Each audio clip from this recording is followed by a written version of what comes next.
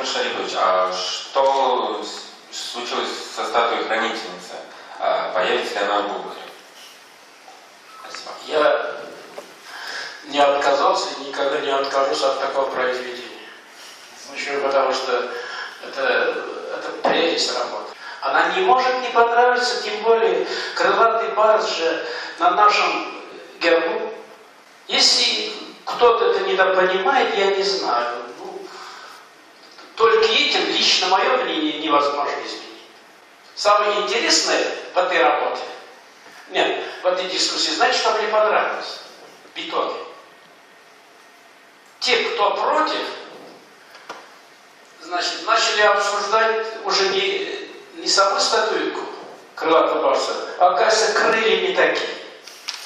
Вот я тогда сказал себе, цель достигнута. Вот я подумал для себя финал. Извините, пожалуйста, а все-таки хранительница появится в Булгаре? И когда ждать открытия? И где сейчас она находится?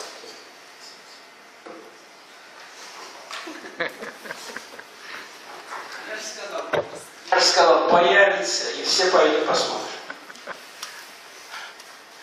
Будем ждать, спасибо. Обязательно на территории Татарстана, обязательно, это же наш символ.